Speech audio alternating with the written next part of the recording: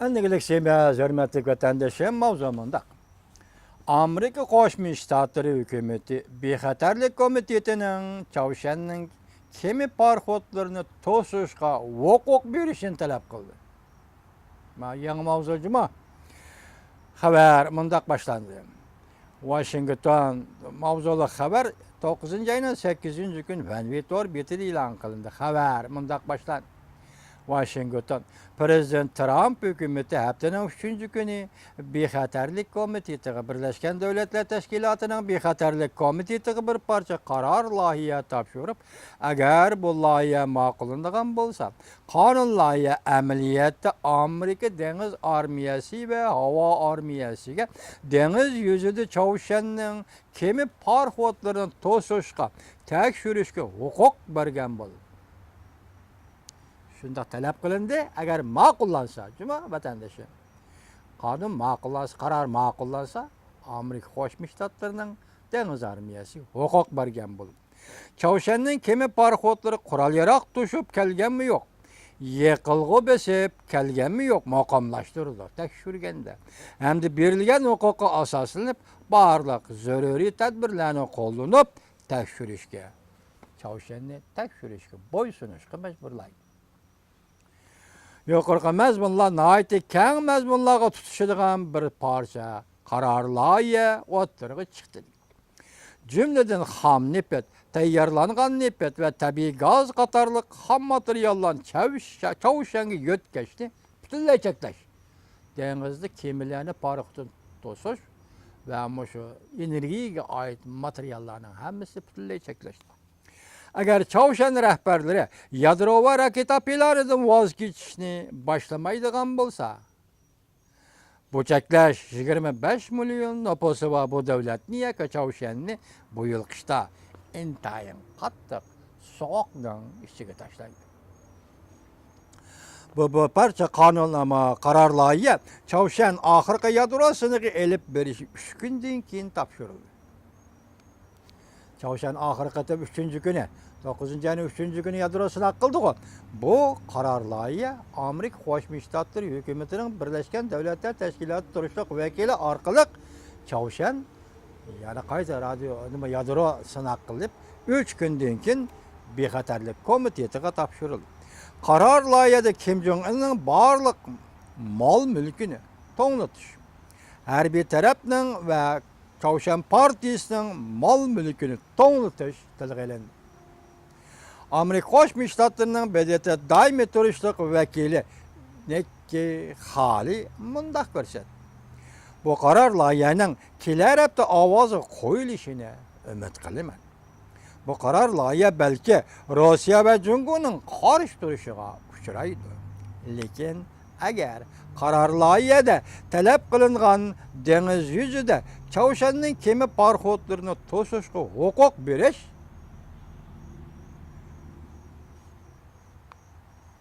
o'z joyida qilib qoladigan bo'lsa, qaror loyiha ma'qullanmay huquq berish, masalan, kema parxodlarini Chavshanni to'sishga huquq berish to'g'risida huquq berish qaror loyiha ma'qullanmay o'z joyida turib qoladigan bo'lsa, Ochiq dengizda 1962-yili Kuba krizisi yuz bergandan beriki ba'zi jiddiy ilishlar yuz berishi mumkin.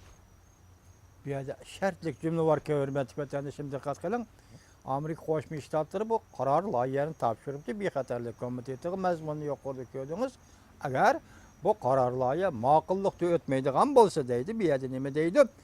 62-yili Kuba krizisi dengiz yuzida qandaq yuz bergan bo'lsa, shundan beriki, ya'ni shundaq bir krizis dengiz yuzida yuz berishi mumkin deydi.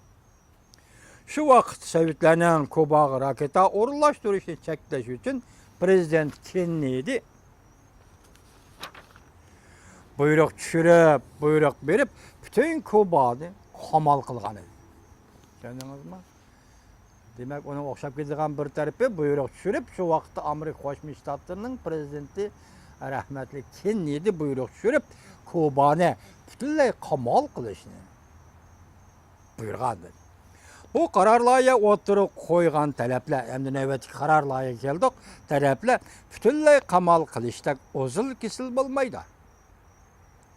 Kamal kılış, umumyüzlük uruş ilan kılışka baravar boludu de karal. Demek, ozul kesel bulmaydı karar layığı degenin sebebi tesdiqlanmasın. Eğer tesdiqlanmasa, onun da ki 100 birdiğen mesele. Mesela aynı vaxtda Kuba'da kamal kılgandak. Kuba krizisi yüz bergen vaqti kerak. Endi bu qatim yani Çavuşan'da kamal qildigan ish bo'lsa, bu demak umumyüzlük urush e'lon qilishga barobar bo'ladi. Qaror loyihasi bexatarlik komiteti, ya'ni bir komitetga huquq berib, Çavuşan'ning qaysi parxotini to'sib tekshirishni ko'rsatib berdi. Birleşken Devletler Teşkilatı'na a'zo davlatlar harbiy parxot ve ayrı planlarni ishga solib, Ochiq dengizda bexatarlik komiteti ko'rsatib bergan Çavuşan parxotlarini to'sidi va tekshirdi. Yuqorqi qaror loyiha ma'qullansa. Bu belki deniz yüzüde tokunuş, partlaştığın şartlarıdır. Bir nefer yukarıdacılık emeldar yakında mundak dedi. Eğer Çavuşan parxot xadimleri parxotni toq tutishni rad qilsa, tekshirish a'zolarining parxotga chiqishini rad qilsa, oqibat jiddiy elishishga elib boradi. Bu vaqt Çavuşan yadro qurolları işletish tahdidi salsa, bu vaqtda Çavuşan yadro qurollarini ishlatish tahdidi salsa, Amerika Qo'shma Shtatlari bitchit qilish xarakterlik sada qaytirdigan voqea bo'lib qoladi. Dal shu vaqt agar Amerika rad qilsa, kechiringlar, Çavuşan rad qilsa, u holda Amerika Qo'shma Shtatlari bitchit qilish xarakterlik sada qaytirdigan voqea bo'lib qoladi. Amerika Qo'shma Shtatlarining prezidenti Trump haftaning 3-kuni tushdan burun Oqsaroydan telefon berib, Reis Xi Jinping bilan so'zlashgan. Diqqat vatandoshim, mishal kichikgina bir nozik jumla va diqqat qiling vatandoshim. Amerika Qo'shma Shtatlarining prezidenti Trump haftaning 3-kuni tushdan burun Oqsaroydan telefon berib, Reis Xi Jinping bilan so'zlashgan.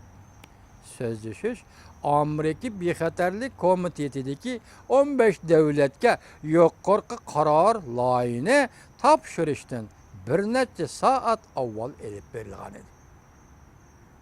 Demak, bu yerda chiqayotgan gap nozik jumla nima? Demak, telefonda so'zlashdi prezident Trump, Rais Xi Jinping bilan telefonda so'zlashdi. So'zlashish hozirgi 15 davlatga topshirilgan yuqorqi qaror loyihadan bir necha soat avval elib berilgan. Avval telefonda so'zlashgan edi, keynidan yuqorqi 15 davlatga yuqorqidagi qaror loyiha topshirildi. Yani men sizlarga ta'kidlamoqchi bo'lganim, yaqinda prezident Trump Rais Xi Jinping bilan 3-kunda so'zlashganda biroz yo'l qo'ygandek bo'ldi-ku. Ana ikki davlat rahbari inson axloqiy jihati bir-biriga yo'l qo'yish bo'ladi-da. Ana o'nchilik qoida bo'ladi. Lekin siyosiy jihatdan biroz yo'l qo'ygandek bo'lgan edi. Amdilikda bir necha soatdan keyinla Amerika Qo'shma Shtatlarining Birlashgan Davlatlar Tashkiloti turishliq, doimiy turishliq vakili Nikki Haley Birlashgan Davlatlar Tashkiloti Bexatarlik Komitetining navbatdagi 15 davlat a'zosiga yuqorqi qaror loyihasini topshirdi. Prezident Vladimir Putin Vladivostok shahrida bunday ko'rsatdi. Kayfiyat qilib berilib ish qilmaydi. Çavuşanni to'yiq yo'lga qistamayli. Eg'ir besillik bilan ish hal qilayli deb ko'rsatdi. Bu Vladimir Putinning pozitsiyasiga Vladivostokda so'zladi. Bu qaror loyiha biz yuqorida so'zlayotgan qaror loyiha ma'qullashdan o'tmasa, Moliya ministri Amerika Qo'shma Shtatlarining Moliya ministri safarda kelib etib, aeroplanda muxbirga mundaq dedi. Ma'muriy buyruqni tayyorlab bo'ldim. Diqqat edasiz. Ma'muriy buyruqni tayyorlab bo'ldim. Çavuşan bilan savdo qiladigan barliq davlatlar bilan savdo munosabatimizni o'zimiz. Takrorlayman. Çavuşan bilan savdo qiladigan barliq davlatlar bilan savdo munosabatimizni o'zimiz. Jungo Çavuşan bilan savdo qiladigan davlatlar. Ahırda sualqa hürmetlik vatandaşım yuqori qarorni qaysi qo'shilasiz? Masalan, dastlabki qarorlarga ma'qullansa, uning shakli urush deyli. Shuna deyli. Endi keyingi masalan, Savdo ministri Muhinning so'zi bilan aytganda nima deydi? Ma'mura buyruqni tayyorlab bo'ldik. Kimki Chavshan bilan savdo tijorat qiladigan bo'lsa, biz Amerika uning bilan bo'lgan savdo munosabatni uzib tashlaymiz deydi. Men shaxsan fikrimni qo'yib boqaymi? Siz qaysi tursiz, hurmatli vatandoshim? Urush qiladigan qonunlar yadimi yoki Muhinning ma'muriy buyruqi savdo qiladigan davlatlar bilan bo'lgan savdoni uzib tashlashdim. Men Amerika Qo'shma Shtatlarining davlat moliya ministri Muhin apandining oxirgi so'zini qo'llayman, men mush maydonda turman. Iqtisod bilan bir taraf qilish. Buning uchun Chavshan bilan savdo qilgan davlatlar bilan savdo munosabatini uzib tashladi deb, bu Chavshan bilan savdo qilgan birdan bir davlat yoki nochi davlat, boshqa davlatlarmi savdo qiladi bu 10-20 davlat. Biroq birdan bir cho'ng savdo qiladigan davlat Jungo bilan bo'lgan savdo munosabatini uzib tashlansa, vaqt tamasha nima bo'ladi? Men sizga mush leksiyamning oxirida 2 misra she'rni taqdim qilay, hurmatli vatandoshim. Rossiyaning shoiri, buyuk shoiri Aleksandr Sergeyevich Pushkin shunday 2 misra she'r yozgan edi. Zar dedi, men barini tortib olaman. Tushundingizmi?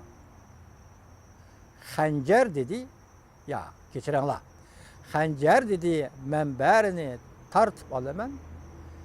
Zar dedi, men barini setib olaman. Bu yerda zar degan oltin zar, kumushniki zar. Nima dedi? Qarab turing, Pushkinning 2 misra she'ri. Xanjar dedi, men barini tortib olaman. Zar dedi, men barini setib olaman. Hozir bu yerda 2 yo'l turibdi. Ko'rdingizmi? Sening yadro qurollari portlatish huquqing yo'q. Xalqaro jamiyat bunda huquqni e'tirof qilmaydi Chavshan. Biz senda bu huquqni tortib olamiz. Uning yo'li xanjar bilan tortib olish, urush. Masalan, sen chekinmasang, kendin yalmasang, uning yo'li urush deydi. İkincisi, agar sen chekinsang, ma'qul desang, biz boshqa yo'lni qo'llanamiz. Balki qo'llanmasligimiz mumkin. Biroq bu yerdagi ikkinchi yo'l Chavshan bilan savdo qiladigan barliq davlatlar bilan savdo munosabatlarini uzish.